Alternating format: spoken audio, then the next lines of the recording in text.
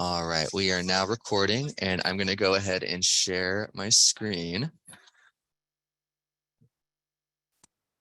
All right, can everybody see this okay? Alrighty, good. Yes. Welcome everybody to today's brown bag presentation. It's going to begin in just a minute here, just doing a little housekeeping and some reminders and announcements. So during this meeting, please mute yourself when you are not speaking. Participants will be muted as they enter, but you can unmute yourself for questions later. Mary and Tracey are going to take questions at the end of the presentation. So if you have anything that you wanted to note or ask, go ahead and type it in the chat or just try to remember it for questions at the end of the presentation. And if you wanted to raise your hand or give a little reaction, there's a little toolbar that gives you some options to do that. Just a little bit of fun. And then we're going to do a land acknowledgement. We acknowledge that Cal Poly Humboldt is on the land of the Wiyot peoples, which includes the Wiyot tribe, Bear River Rancheria, and the Blue Lake Rancheria. Arcata is known as Gudini, meaning over in the woods or among the redwoods. Wiyot peoples continue to remain in relationship to these lands through ceremony, culture, and stewardship. And here at OLLI, we believe that learning should never end. This is a cool photograph taken from our Trinidad Lighthouse tour. Very pretty picture. And just a heads up to let you know that the fall 2022 OLLI class schedule is in full swing right now. It goes from September 16th to December 15th. And then just something to know when you're registering for fall classes, it's helpful to sign up early because slots are limited and they do tend to fill up pretty quickly once they're announced. And speaking of which, upcoming this week are 4 classes. One of is Torah for Beginners, that's this upcoming Wednesday. Ultra Scribbling is going to be this Thursday. Intro to Pilates Foundations, that's a in-person class, I believe, that is going to be Saturday. And Basic Tap Dance is also an in-person class, and that's going to be that's the wrong date, but I believe it's going to be Friday, October 23rd. I believe so. My bad on that error. And just a reminder, if you are not an OLLI member, it's a good idea to sign up to be an OLLI member. Membership runs from July 1st to June 30th, and you got to renew each year to have your student active status. Primary membership for 50 and better is $35 a year. OLLI classes are designed for lifelong learners 50 and better, and they're open to all learners over 18. Non-members pay an additional charge and are enrolled as space allows. One of the benefits of being an OLLI member is that you, if you are a OLLI member and you're signed up for a class, you have a lot of the same benefits as a fully enrolled HSU or Cal Poly Humboldt student, one of which is the library access. All you got to do to access the library is bring your Cal Poly ID card. You can get those upon a little request form, and those are easy to fill out. They're just on our OLLI website. And we're more than welcome or more than happy to show anybody who would like to request an ID. And this is a thank you to all of the friends of OLLI. We really, really appreciate your support. Our program would not be possible without you here. So thank you, all of the OLLI friends. And without further ado, we are now going to start the presentation. OLLI Brown Bag presentation presents We Are Up, Building a Community. And I'm going to turn it over to Jane to introduce our presenters for today. And I'm delighted to welcome you all today. And also our presenters, Mary Keehn and Tracey Barnes Priestley. I have a little issue. Oh, I got it. Okay. Our presenters are, as I said, Mary Keehn, who's founder of We Are Up, as well as a founder of Cypress Grove Cheese. She's well known. They've been made magnificent cheeses, and she has sold that business but is recent past president or chair. I'm sorry, my screen isn't working right. I've got to figure out what the problem is. I can't read the whole thing. Just a minute. Let me see if I can get at it here. This is a problem. Anyway, she's the most recent past president of the Humboldt Area Foundation, a member of the Donors Circle Social Justice Group, and for the past 4 years, the guardian of her 14-year-old granddaughter who has autism. Tracey Barnes Priestley, MA, is a life coach with a master's degree in community counseling psychology and more than 40 years of experience as a counselor, educator, and consultant. After closing her private practice, she loves boating, among other things. She continues to write about aging issues on her blog, The Second Half. And the link is www.thesecondhalfonline.com. She is appreciating a satisfying third act that includes everything from producing and hosting a PBS television show, which I hope many of you have seen, doing writing projects, and the joy of keeping up with 5 grandchildren. Welcome to you all. We're looking forward to this presentation. It's a pretty brand new project of Mary's, and I know Tracey is working with her. So thank you ever so much. On we go. Thank you, Mary, it's all yours. Oh, thanks so much. So, yeah, who would think I'd be starting a startup and at this age? But we're going to begin with a little video that Dane's going to play for us, just to give a little background, and then we'll move on to some slides. And we did want to comment that if you have questions during this presentation, please put them in the chat and we'll address them at the end. Thank you.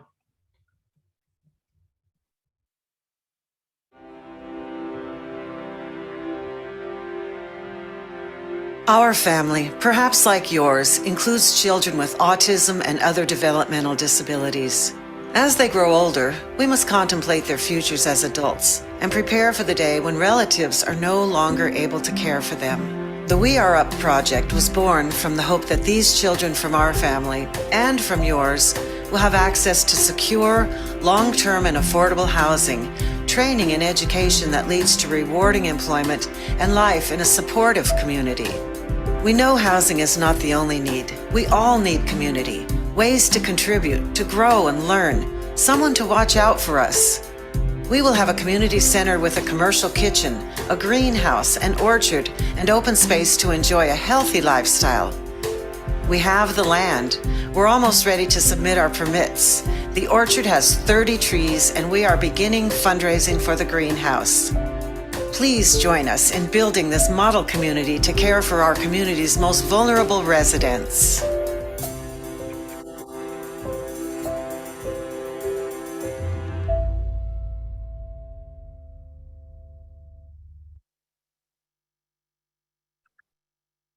So that gives a little background. I purchased this land almost a year ago. So in a year, we've gotten a lot accomplished. And I thought I'd begin with a little a slideshow here about a little more of the details of what we're planning. So this is a photo of the property, and you can see that little circle of trees in the background. We call that the fairy circle in the middle of the field. Let me see here. This isn't changing. Dane, can you tell me how to change the, I'm pressing my, oh, there we go. There you go. So I'm not going to read the script from these, but just give a little context. As I sit at tables, I find that at a table of 8, 5 or 6 people have someone in their family with a disability, or someone who's a neighbor or a friend. And we've learned that having a place to live is not what we need. We need community. And We Are Up has been designed to cut across political and socioeconomic boundaries. And the vision is a model where populations aren't isolated.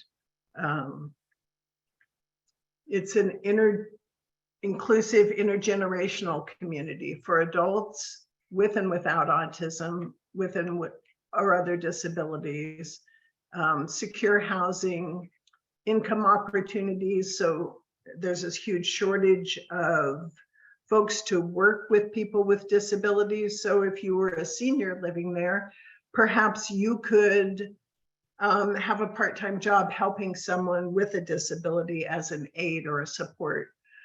Or you could just work in the greenhouse or the community center. So the idea is that it's really,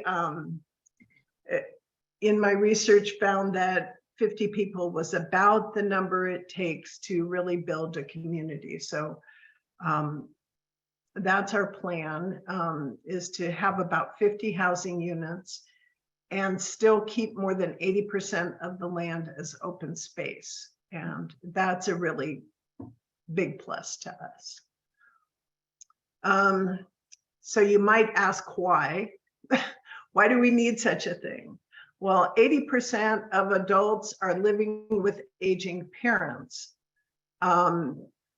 And I did not expect myself at 75 to be going to back to school night. I can promise you that. And so we know that there's a huge number of, as people with disabilities age, who's going to care for them. Some can go to other family members, but a lot don't have other family members. We found that more than half of young adults with autism haven't interacted with a friend in over a year. And the unemployment rate is 90%. Yet we find that everyone has something they can contribute. So it's about teasing out what makes people happy and what they can do. I've received a lot of letters from folks with family members with disabilities and seniors without. I have one of our volunteers has a 32-year-old daughter who lives in Crescent City because that's the closest housing she could find for her daughter. She's in her 70s and driving that trip to Crescent City twice a week to bring her home for the weekend and then again to return her. And this is just housing. This doesn't offer her daughter any supports. So there's really not much north of Ukiah for people. We also have seniors, like low-income seniors, and we have a lot of moderate to even wealthy seniors who think this would be a great place to live because of the opportunities that it presents.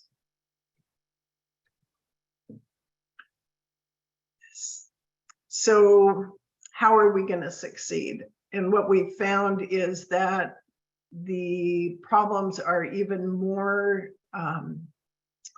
serious in rural communities because we don't have the infrastructure. We don't have the number of people that it might take.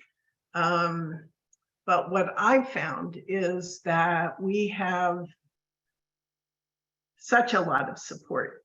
I mean, Tracey sought me out and she's been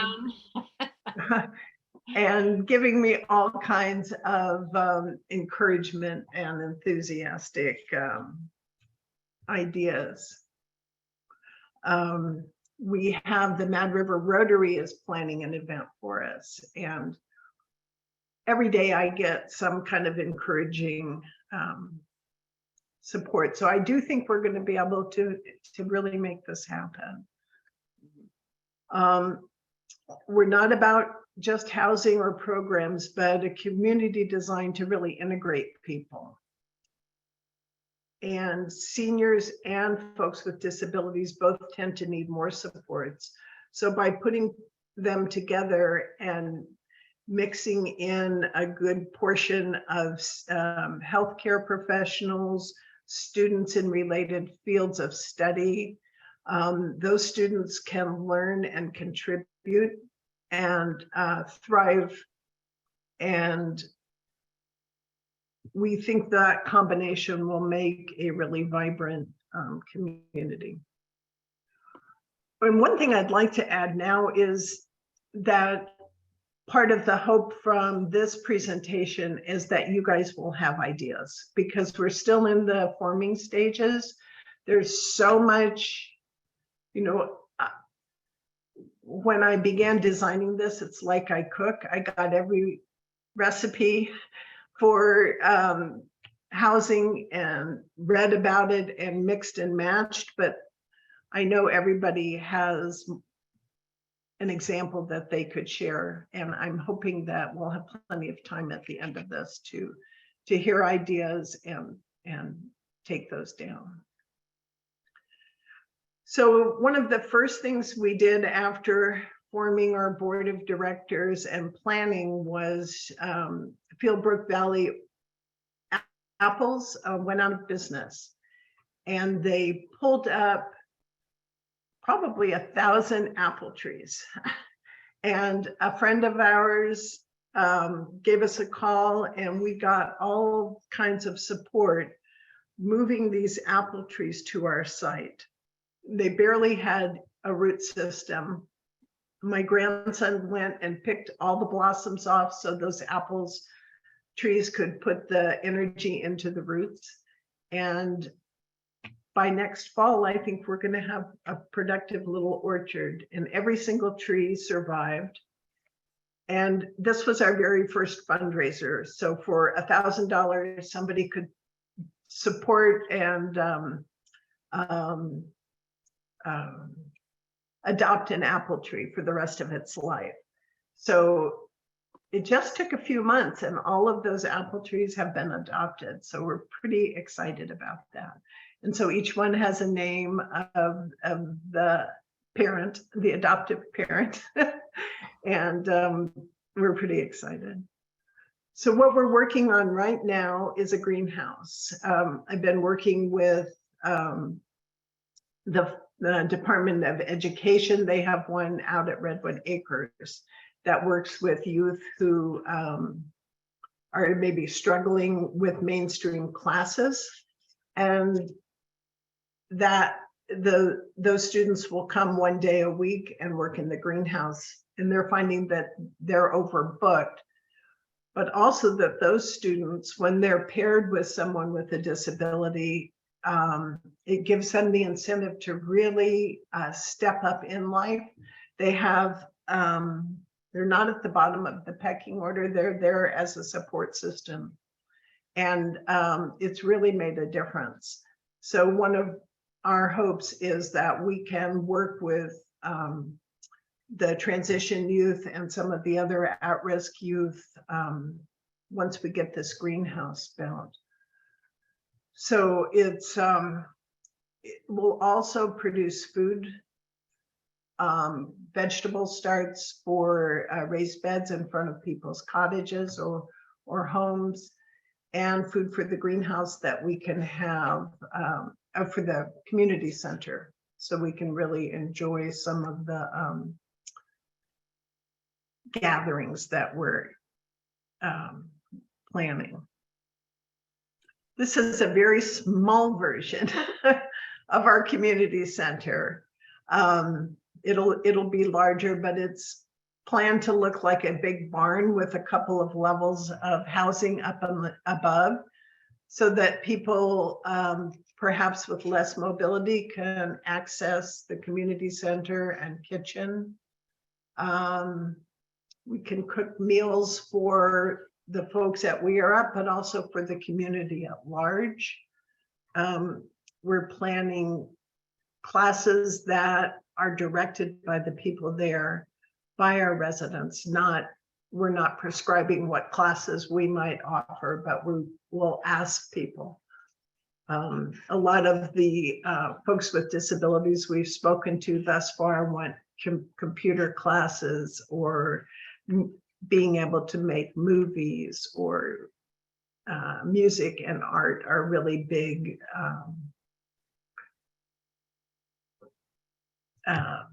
interests. And also we think we can work with Cal Poly, Humboldt, and perhaps CR, that some of their nursing or social services or other students might be able to have 4 credit by working and contributing.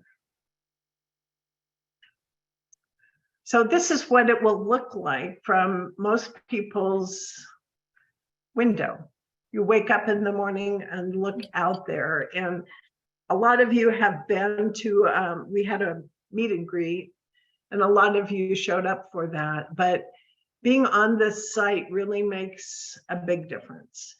It's grounding, it's calm, it's open, and yet it borders a grocery store. It's within walking distance of Open Door Clinic, a bank, a health center, a movie theater. So people who don't drive, if you're a senior and choose not to have a car, or if you're someone who is unable to drive, you can still access life in the community, the bus, but you'll have this view and the ability to go for a walk out in the pasture every day.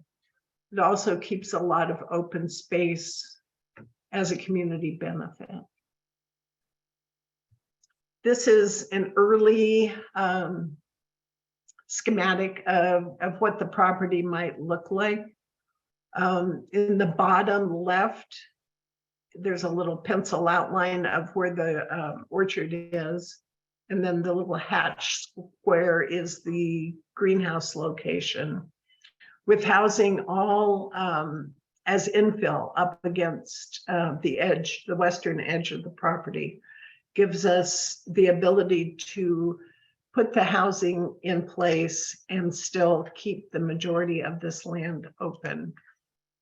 The community center will have housing and some office space above.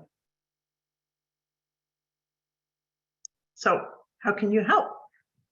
You could give us ideas for sure.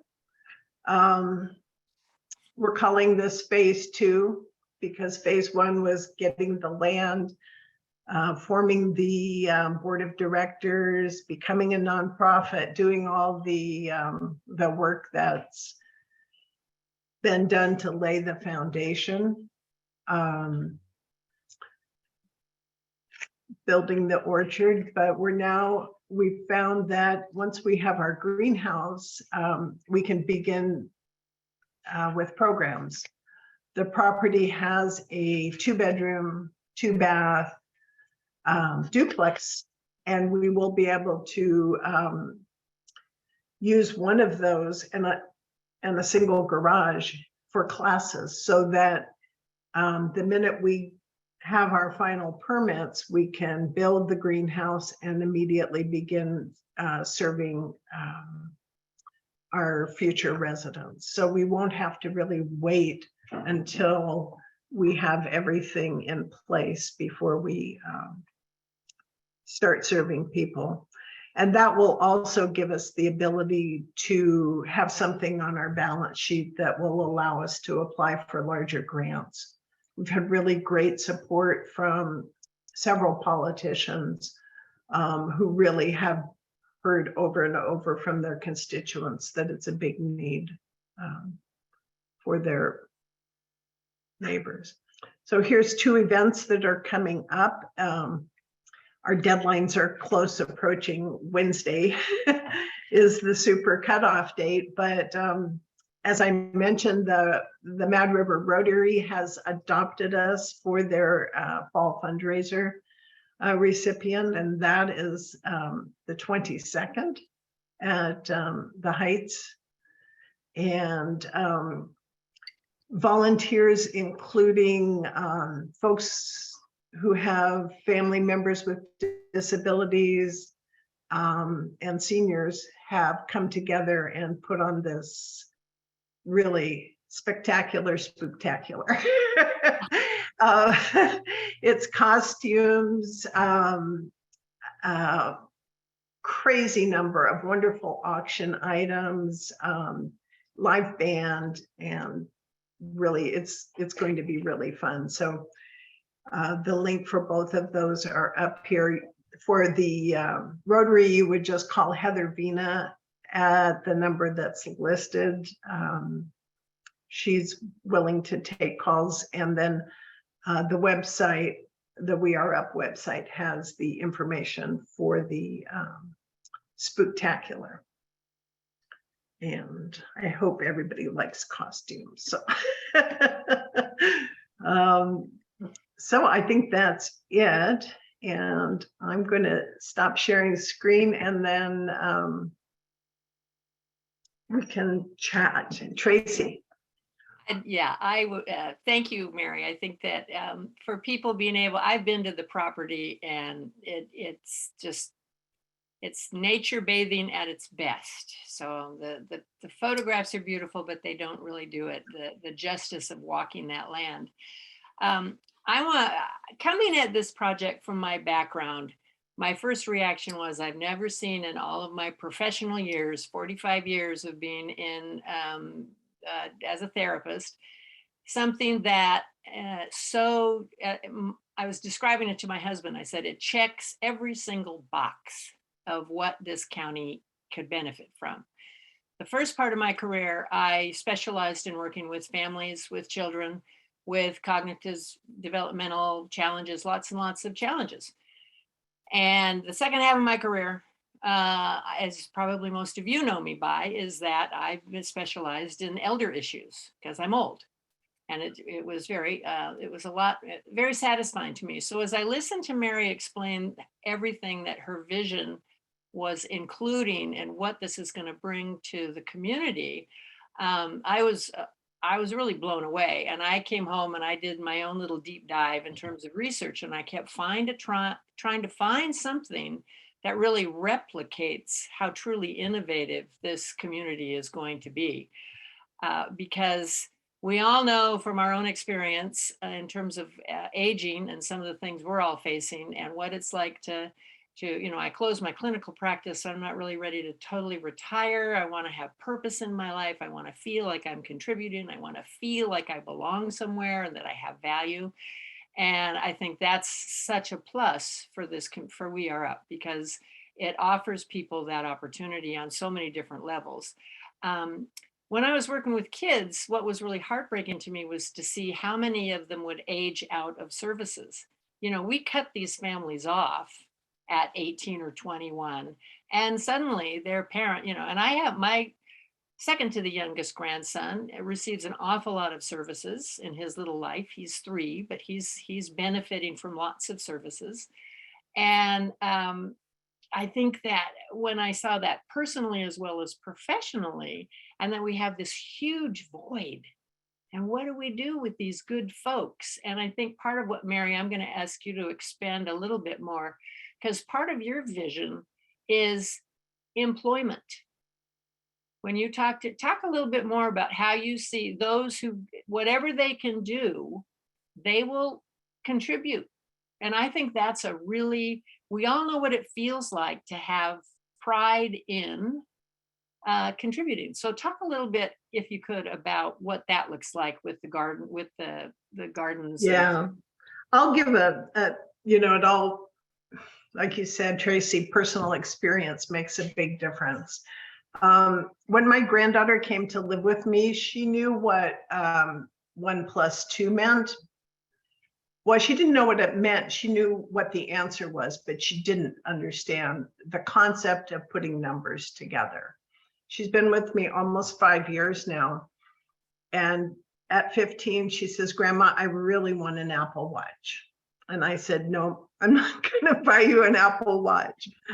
But she's learned to cook. And I said, why don't you do a little farm stand? And she made chocolate chip cookies every weekend and squeezed lemon juice and went to the end of the driveway. And she sold enough cookies and lemonade to buy herself an Apple Watch. And she is so proud of that watch. And it's made such a difference. Every day she would come home and do the math to figure out how much more she needed. I know Rowetta has benefited from those cookies. I see you there. And she also did the research about which watch did she want and why. And when she got the watch, she was able to program it. So what I find is that when people have a dream that they can hold on to, it makes all the difference. And yes, she's learned a lot and come a long way, but she still has a lot of challenges. And other kids might not be able to do all of that, but every single person I've met can do something. And it makes all the difference. And that's what really struck me, is that every single person can do something. And maybe they will have an aide for part of the time or not, or full time. But when you were expanding on, I think Mary and I really connected because she described it as having popcorn brains. We're both really idea-oriented thinkers. But you're talking about that community center ultimately hosting different events. And that some of the residents maybe they'll be servers, or maybe they'll be working in the kitchen plating food, or maybe they'll be picking the apples that day for the dessert that night. I think that kind of participation from a mental health perspective, that does so much for one's well-being.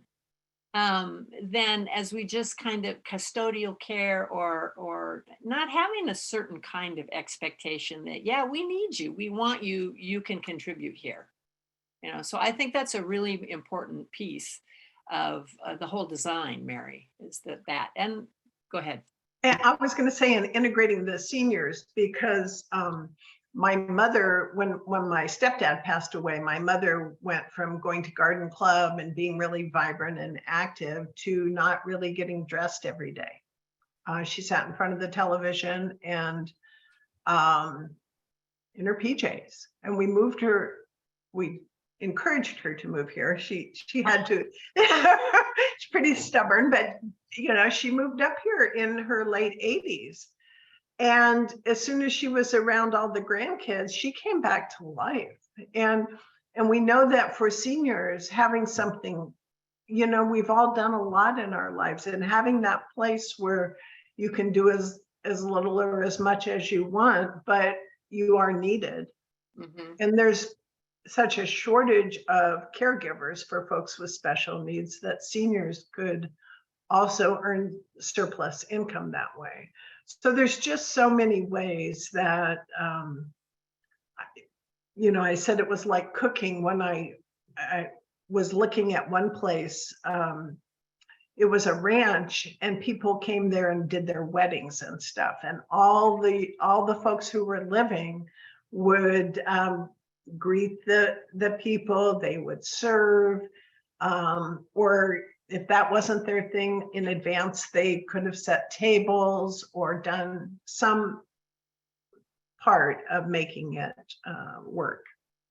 Well, and the other piece that I think is I'm going to embarrass you, but I think it's brilliant, is with the community center and the community kitchen there and classroom space. That's immediately I thought of OLLI, and how many people are in North McKinleyville area not having to drive all the way into town. We all know how that feels like, getting places. So maybe there would be another opportunity for OLLI to have classes right there. And for anybody who's got experience that could teach in that environment, again, it's another opportunity. I like the other piece about the young adults and those of us our age, generally we have much better luck speaking and communicating with, right? You skip that generation. You're not parents, and so you have a lot of freedom. So I see a lot of mentoring opportunity for people who live there. A really valuable resource. It really struck me as the good part of the really old days when you did have country communities where intergenerational things were happening, and that was the norm. But I don't know, Mary, did you hit on the including housing for healthcare folks? I just barely. So in the design is to kind of cut across not only political and socioeconomic boundaries, but I was thinking about what are some of the struggles of Humboldt County, and I've often volunteered for the hospitals, and I know when we bring a doctor into the area, they have to have a place to land while they find a home, or their staff has to have a place. And the idea that we could have 5-ish units that were furnished, like a VRBO, that those people could come and have a place to stay. But also, what if you have a family member with special needs and you're from out of town, you would have a place to stay while you visited. So just making those flexible little tweaks to the design, the hospitals and like Open Door and all of our healthcare providers can find use of it. I also wanted to say, like during the pandemic, how we saw how dependent we are on so many of the necessities that are produced not in Humboldt. The shortages of food sometimes and monoculture. I think this is trying to get away from that. It's producing basic needs right here and filling those needs. Well, and I think your experience, I would like to point out too, your experience with Cypress Grove, I had the good fortune of getting to really understand the ins and outs of that wonderful business recently. And the fact that you are committed to not only preserving open space, but sustainable farming, all the practices that are really what the planet needs, and what a great thing to teach people as well. And, you know, there's nothing better than sitting down to those strawberries that you've grown yourself. I mean, I think I can just see faces lighting up when it's, you know, strawberry harvest day or something. So you come at it with that kind of experience. And I think that's a big plus for Humboldt County. It's something I think we do well here, and let's capitalize on it. Yeah. So do we want to have questions? Yeah. You want I to go to saw a lot of hands raised. Annie, yours was the first one I saw. Just because you're on my main screen. You You put it down, so maybe we answered your question. Yeah. Okay. Marian, you had your hand down. You're still muted. Marian Zemer. Hi, Hi. I had a thought. My aunt lived in a place called Friend's House in Santa Rosa, and it was a community that was run by Quakers. And I remember visiting her there, and it was just wonderful to have. We had to reserve a place, but there was a furnished room that we could stay in. And she had a little cottage, and her husband, my uncle, had dementia. But they were living independently, and there was a wonderful meal that we could sign up for and join them for, you know, as a in the community center. And it was just a very welcoming place. There were paths and gardens, and they weren't growing food there, but it was well landscaped, and there was opportunity for the people to grow their own flowers and things, and all different levels of care. Mhm. So if they needed more care, they could move into, a more assisted area on the same property. And there was assisted living, there wasn't an actual hospital, but it was just really nice. And it kind of reminds me of this. Thanks. I can't see everybody, so I don't know. Elliot, I think Elliot has his hand up. If Oh, you hi. mute yourself, yeah? Yes, I'm, can you guys hear me? Yes. Hi, I just want to introduce myself. I'm a recent transplant in Humboldt from the Los Angeles area. Welcome. Thank you. And I'm a senior. I just became a senior.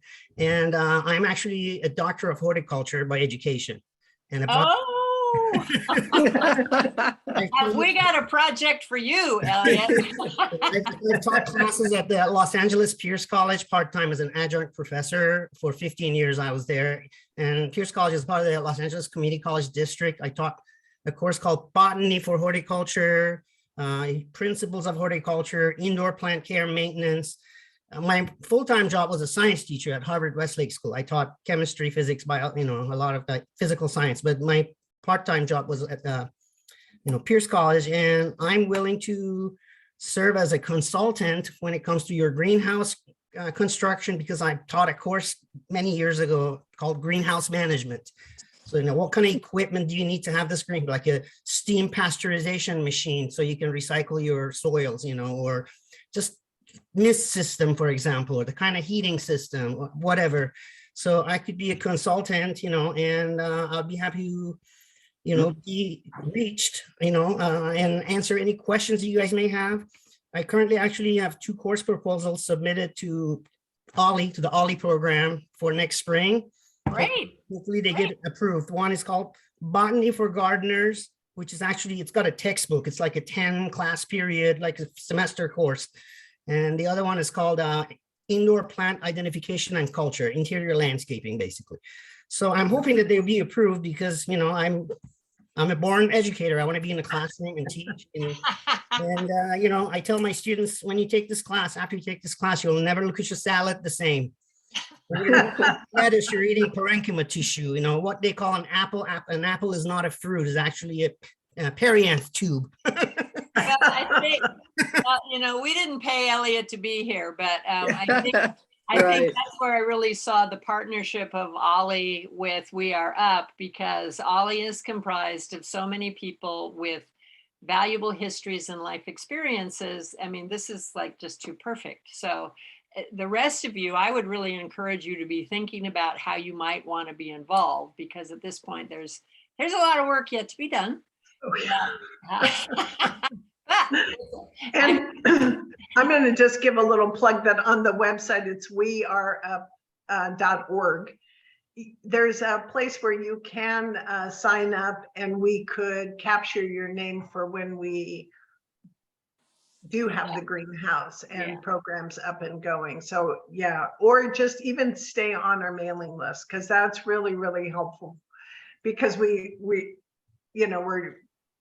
planning to build the greenhouse now. It's not built, so it'll be a bit, but we want to keep you informed. So go to weareup.org.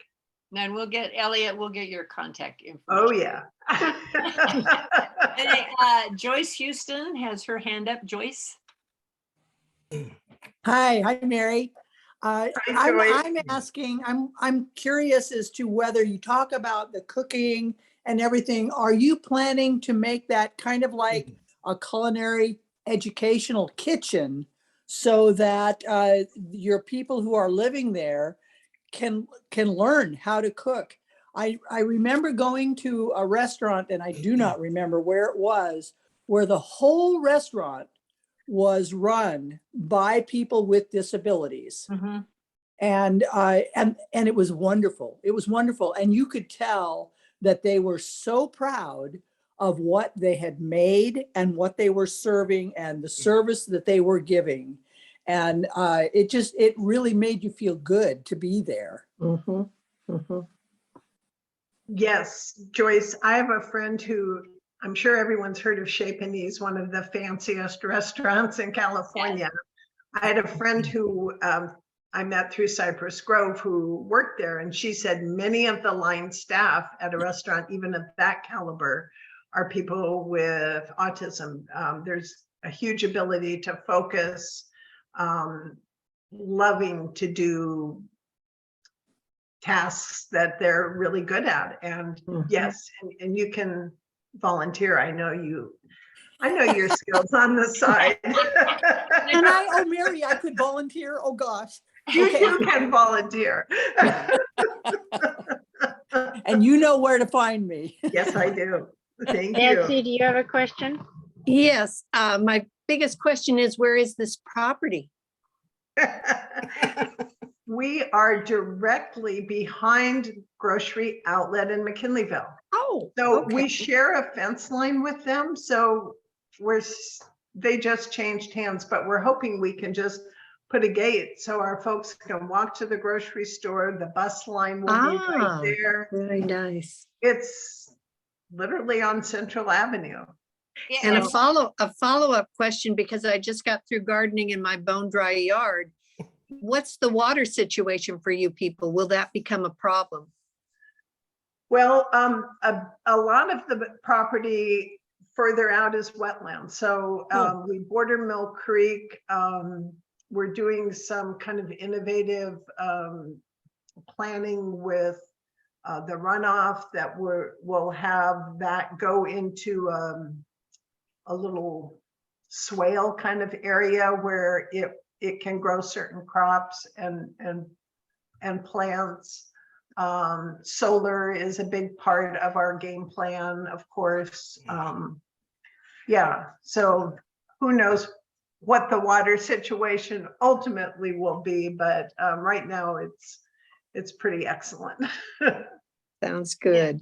the other thing, Mary, I'd like to kind of revisit is another thing that got me really excited was the possibilities for all of our educational institutions and how many the nursing program, social worker, sociology, psychology, gerontology, when you start thinking of how many young people or old people, they're going back to school, but could rotate through for learning experience. And we don't have, I think we have some finite sources. We have some good sources for internships and educational experiences, but they're a little limited. And I don't think we have enough for special needs and gerontology. I think it's just really, really limited.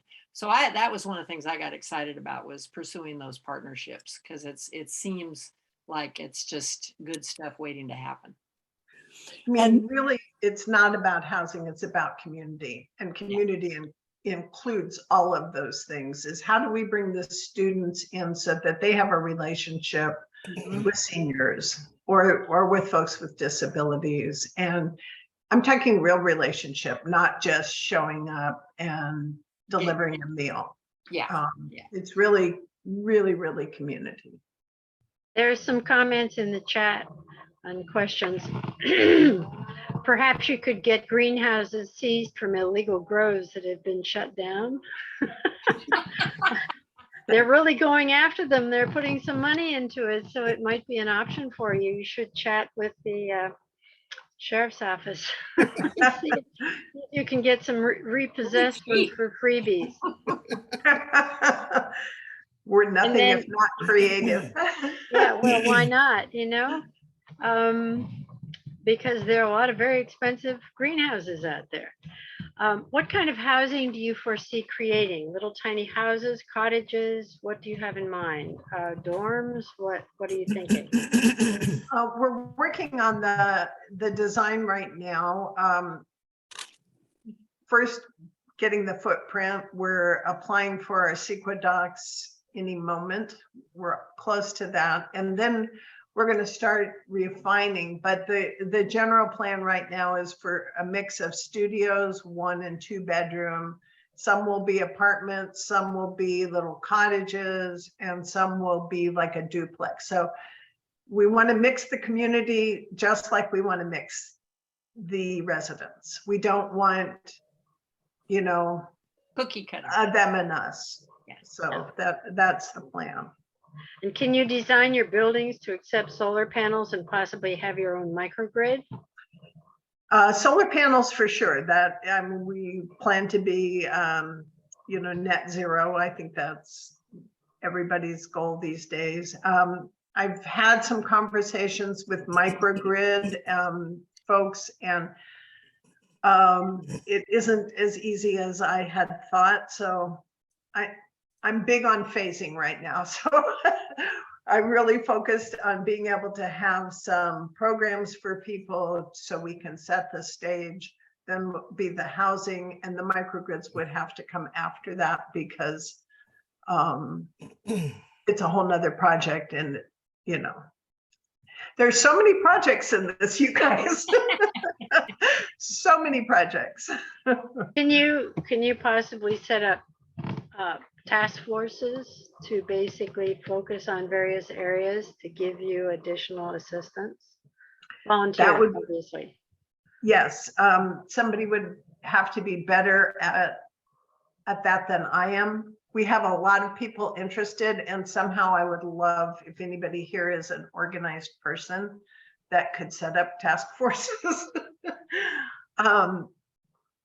As Tracey mentioned, we have popcorn brain, and we're people that every idea is wonderful, and I have a hard time reining it in. So yes, we will have task forces for sure. I just don't know how to do it right now, but that's for sure. And that's, if I may, again, that's where I just came straight to OLLI, because of the pool of experience OLLI people have. I bet we can find some people in OLLI. I hope so. Not myself. What proportion of residents will be disadvantaged, the healthy elders who can mentor and contribute, and how many will be on-site support, medical, educational, and social support services? Have you figured out the ratio of one to the other? Yeah, we have kind of a general mix that it will be 1/3 folks with a variety of disabilities, 1/3 seniors, and 1/3 a mix of medical professionals and students, or folks who have a serious interest in the location. So it's 1/3, 1/3, 1/3. So it's a shuffled deck. And will you have lawn mowing goats to produce goat milk and goat cheese as part of your facility? Nope. Nope. You've had enough of goats? Been there, done that. Been there, done that. And actually, goats do not eat grass. Sheep eat grass. That said, we are forming a relationship with the FFA and the 4-H kids that they might. There's a lot of FFA and 4-H kids who can't afford a pasture. So that part of the year, our pasture might, this is all might, but we're all in the dream stage right now, serve as a place where they could have their animals, and then our residents would have animals to snuggle up and hug and do all that. So it's, again, back to the community and how much of the community can we pull in, and who will make good neighbors. Always realizing that our folks with disabilities and seniors are often vulnerable. So we want to be really careful. I mean, that I got to say that out loud because it's a situation. Karen? How will it support itself over time? Special events, rental for classes, rent from able seniors, etc. When you have these autistic children and they no longer get support services from the state, is there any support? Do they get SSI? What happens? Yeah,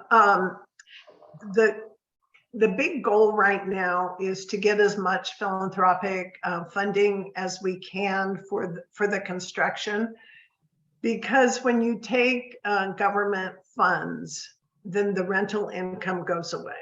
So, and I won't get into all the details of the deep finance, but we want to lower our costs as much by having as much. We'll really go after big philanthropic funds, but people can then, even if you're disabled, you qualify for Section 8 housing. And we're hoping that we can use most of that rental income to provide top quality programs. For me, I'm fighting really hard not to give up too much to the government funding. It may be a losing battle, but we're working hard to find the funding for the housing. Rowetta basically said another possibility to connect the students to the center and with seniors might include a pen pal program and perhaps meeting once or twice a year to meet each other at a tea or some such event. That's a good idea. Great idea. And I'm always about teaching my granddaughter to write thank you notes and that kind of thing, because it's one of those life skills that is so important. So that's a good one. And another question or comment from Joyce Houston. Cal Poly Humboldt has been emphasizing the learn by doing philosophy of the new school, and I come from Cal Poly San Luis Obispo. And I know how well it works. Focusing on internships within various measures should be valuable. Right, and some of our residents might be students, but also we can work with, we've already gotten letters of support from folks at Cal Poly and CR, and that it's a drop-in class for them where they can get credits or experience is really going to be important. And then from Kelly Eldridge, what are you doing to address concerns of the neighbors that would be directly affected by this project? What is your plan for communication? Well, we had our meet and greet. That was our very first event. So the whole plan of that meet and greet was to invite as much of the community as we could. We only have had 2 complaints so far. And one was a couple where the wife said that it was such a needed program. She worked with people with special needs, but they didn't want it in their backyard. Oh, that sounds familiar, doesn't it? And I understand that. I mean, I'm not dismissing that at all, but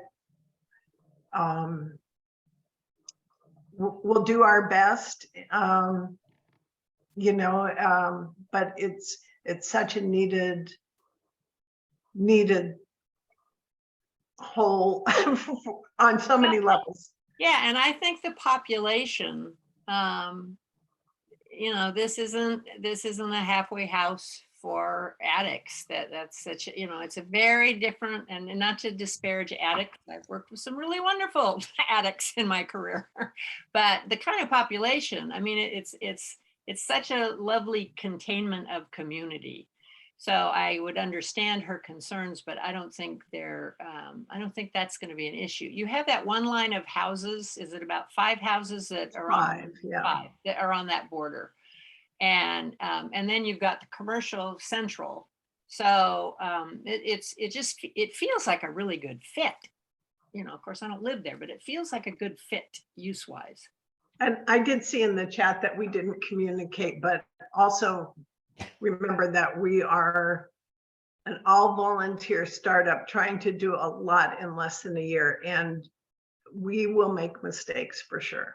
I mean, I can promise everyone that we will make mistakes, but we're trying really hard to communicate and be as open and honest as we can. What would help you the most? I mean, what kind of volunteers do you need to help make this happen and as quickly as possible?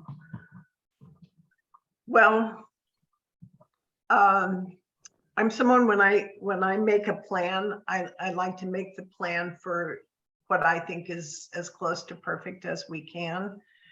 And that's what I did here. And then I sat down and we're starting a budget. It's around $25 million I get to raise. So I don't know how that's going to happen. So if anybody knows, we're going to need some support, not from OLLI. I'm not asking you guys to come up with that, but that is, that's heavy on my mind. How do we, the greenhouse, I think we're going to do fine. We're funding that, but that will give us proof of concept and we'll be able to then apply for larger grants. What do you think, Tracey? Well, I think it's impressive the local support you've already garnered, which I think speaks well of not only who you are and your reputation in the community, but the value of this program. And I also think it's going to take a big push to get it out to large philanthropic national organizations who do a whole lot to support these kinds of things. And I think there's going to be a chunk of work to get some of those sustaining support people on board. Because it's amazing what you've done so far with the resources that you have so far. Yeah, that hard work and enthusiasm. It is. Karen's been trying to ask a question. Karen? Well, thank you. In the meantime, I've gotten some of the answers that I wanted. I apologize for still cooking while the first few minutes started. So how large is this property? It is a little over 15 acres, and we recently just purchased a little over a half an acre to the north, which will give us space for parking without taking up the view portion. So one of the neighbors to the north is kind enough to sell us a little portion of his property. Does that include some of your trees? Our trees are on distance? The trees in my distance. Okay, let me I'll duck out of it. But yes, it goes all the way to the back, and there's a little circle of trees in the middle of the field. It borders Mill Creek on the southeast, and then it borders Grocery Outlet on the west. So it's kind of a long, narrow parcel, and I have really never gone out there that I haven't seen a family of deer boinging through the tall grass. It's pretty. My thought is that if you don't own those trees, you won't have them forever. Well, yeah, we own some of them. Okay. And well, what is you're your very committed? Go ahead. What is the cutoff limit number of residents? Well, when we first got it, it was small, and I started working with the planning department, and they immediately passed us to short-term planning. They're really in favor of the project. The county has said we could have up to 72 units, I think. We're shooting for 50, thinking that that's what we can fit without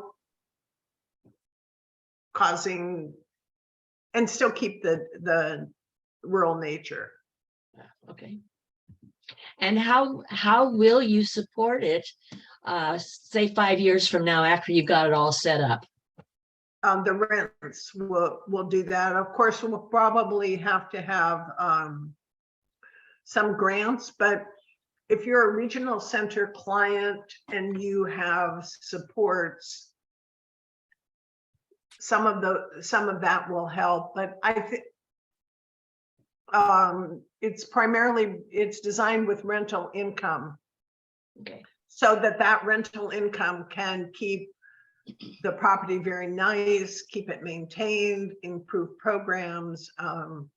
We've had a lot of people wanting to support programs. I think that's not so difficult. It's going to be building the housing that will be the big. Yeah, and eventually, if you're able, when you're able to host and rent out for different classes and things like that. All of those little pieces, if you can end up being a venue spot where you're hosting events. I've had fantasies of the blackberry jam you're gonna can and sell it. I mean, I think all of those, this is a huge jigsaw puzzle. And I think if the rents are covered, you know, and that starts your housing costs, but then there's so many other ways that you can start to cover the nickel and dime stuff that a project this big adds up to a lot of nickels and dimes.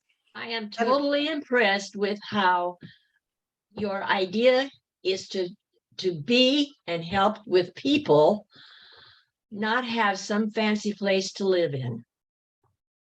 This community is the number one thing that we need, and I think you're trying to achieve it. You're doing a good job. Thanks so much. You can raise bees and make honey. Well, Yeah. I'll say one of the popcorn places my brain goes is value-added products.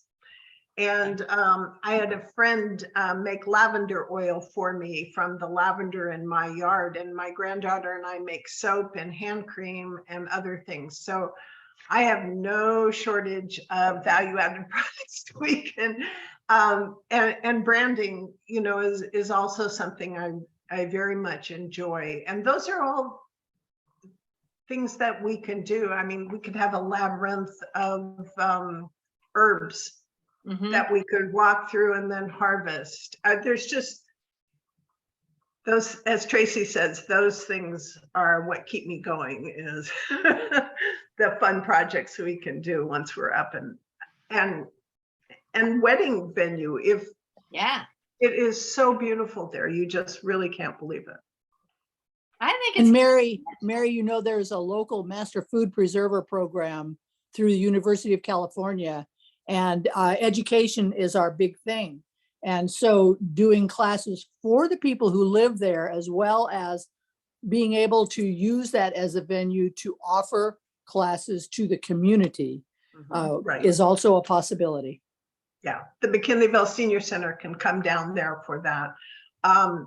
We made homemade pasta, and it's really a value-added product. It's not very expensive, but we could do a weekly pasta dinner with veggies that we grow and homemade. I mean, there's just no shortage of fun ideas. And Joyce, you're in on the cooking part for sure. But teaching people who may not have gotten life skills in advance. I mean, you That's right. if you make it fun, like my granddaughter earning her watch, boy, it's a big carrot out in front of you. How are we doing on questions? Any more?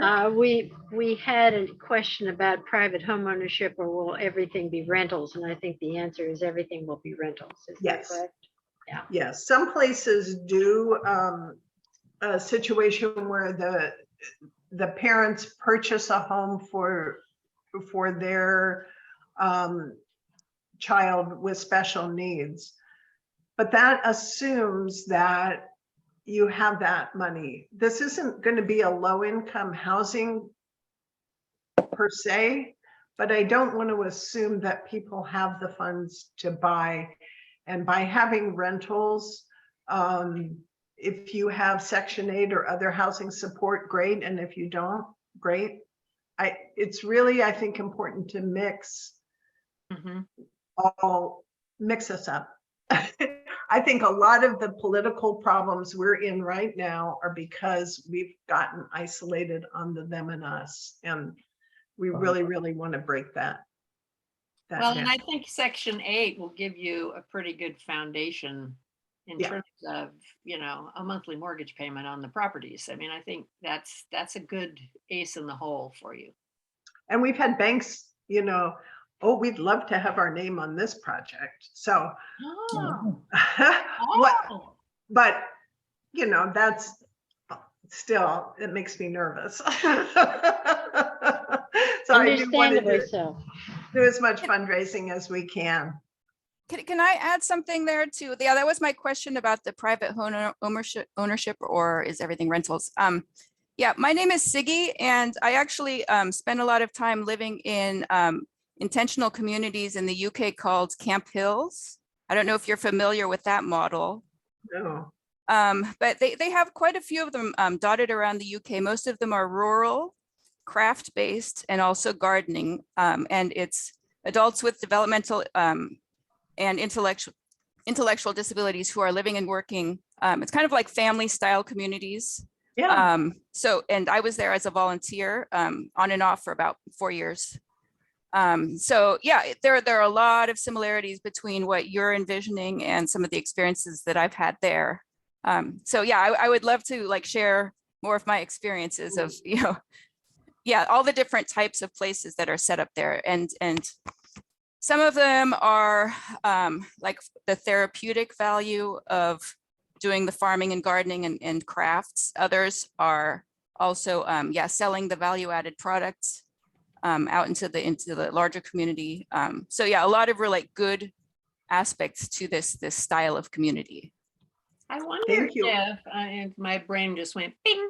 I wonder if OLLI, Jane, and I would talk to Kim and Sheila about this, if we could do a follow-up Zoom with anybody who's here today who might see some way they really might, like Elliot just said that you'd be willing to volunteer to teach a class, I wonder if just another follow-up somewhere down the road where we could start getting some volunteers plugged into things or learn about Sigrid, learn about other programs. I don't know. What do you think about that? We could certainly do that with a brown bag lunch in January, but I don't know that it has to be limited to a brown bag lunch. I think we could always set up a special, we could set up a special interest group. Yeah, well, that's that'd be really interesting. Yeah. Because with a special interest group, people who are interested in essence, I mean, it's $25 for what, a semester or a year, I don't remember. But with a special interest group, you meet regularly, generally once a month. You could always do it more often if you so chose. I like your and idea. invite people who are interested in exploring options, working with you, etc. Of course, it doesn't have to be through an institution. I mean, you can have your own Zoom group and just invite volunteers to participate in that. Tracey, you could lead that, or Nan, or the two of you, and just invite people to participate via Zoom and discuss options and have somebody set up an agenda. We're going to talk about X. We're going to talk about Y on such and such a date.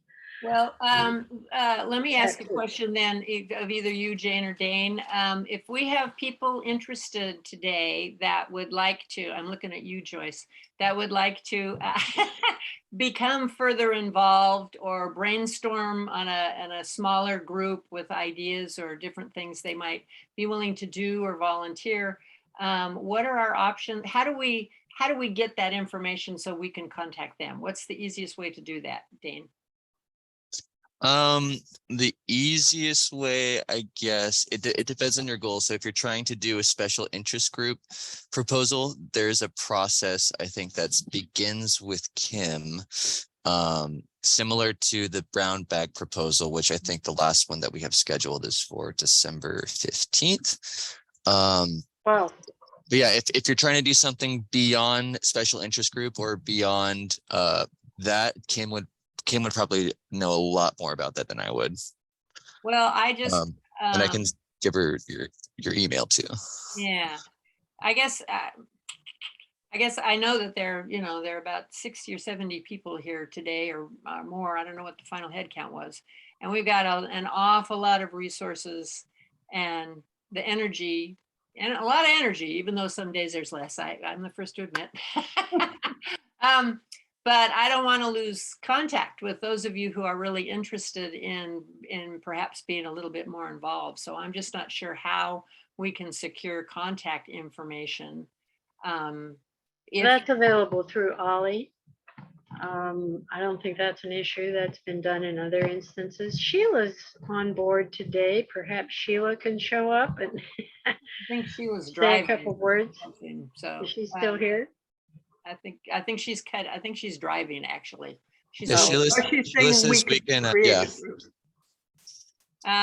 Well, I don't have a quick fix for that. I just, She would just said, we can create a group of interested folks if you place your name in the chat. all right. So All you have to do is hit chat and go write in your name. And how about your email address? Right. And then we can contact you very easily.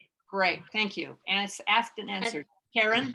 And I think that this is what you need to do in the interim before it gets into the catalogs. Because we Yeah. do need, Yeah. you know, I personally am too committed to some other places. I cannot participate, even though I would love to.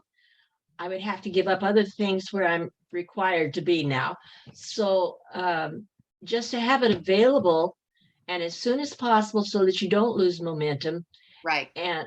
And we need to get the word out to more people because I had not heard of it before. Yeah. Yeah. And I'm surprised. Yeah. So I thank you for that. So put your name in the chat if there's, even if you just want more information or you want to just brainstorm. I think there's something to be said for that. I know a lot of us have requests for our time coming at us from lots of different directions, and I'm very selective, and I honor that in each and every one of you. But to get involved at this point in the process, I think would be really exciting. I think this is going to be great for this community. You can always contact either Tracey or Mary after the fact. If you don't want to commit today, that's okay. Yeah, and the We Are Up website has a place where you can you can just get your name on a list of where you might want to volunteer. That's the hardest thing for me, is when someone wants to volunteer, but I don't know what, you know, as Tracey mentioned, this is a 1,000-piece jigsaw puzzle right now. Yeah. And where do people fit? But I mean, I could see us having the food conversations, the overall design conversations, gardening, plants, you know, restoration of wetlands. There's just so many places that people could contribute their time. And Siggy, I wanted to let you know that I first got the bug of this project about 20 years ago. Before I knew anything about special needs, I visited a place in the Netherlands that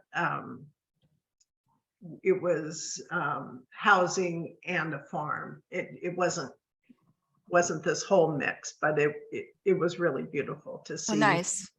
People with disabilities just enjoying their day and being productive. It makes such a difference.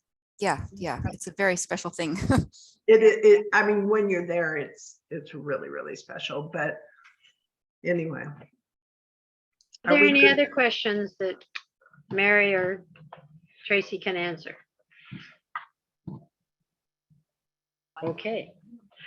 Well, then we'll go ahead, and I want to let you know, I want to thank the two presenters and all the people who have attended today, and let you know that next week on October 24th, we're going to have a discussion on solid waste matters, green waste and organics with Peter Fuller, who's the executive director of Humboldt Waste Management Authority. They provide economic coordination of solid waste management services within the greater Humboldt service area. You can learn about plans for handling green waste and organics and how Humboldt County will meet the methane emissions reduction targets by 2025. I think that's going to be very interesting to try to do. So that's a big challenge he has, and he's new since I think January. So he's got a big job ahead of him, and it's complicated. So, and maybe you can learn a little bit more about what to recycle and how anymore. Like, I found out all those clamshells you get with berries and things like that, they don't recycle, guess what? So I can quit wasting water trying to get them clean before I put them in the recycling where they don't go anymore. So do come. We'll look forward to seeing you again. And thank you, Mary and Tracey, so very much. And all of you who have arrived, and this discussion will go on. Yes. Thanks so much. One last plug for our our two fundraisers, the deadline for both of those is a Wednesday. So if you find you have time and want to party down with us, join us. Yeah, go to weareup.org Org. and you can sign up. Thank or learn you. more. Thanks so much. Thank you so Thanks, much. Tracy. Thanks, Jane. Thanks, Dave. Thanks, everybody. We'll meet you Thank again. All right. Bye.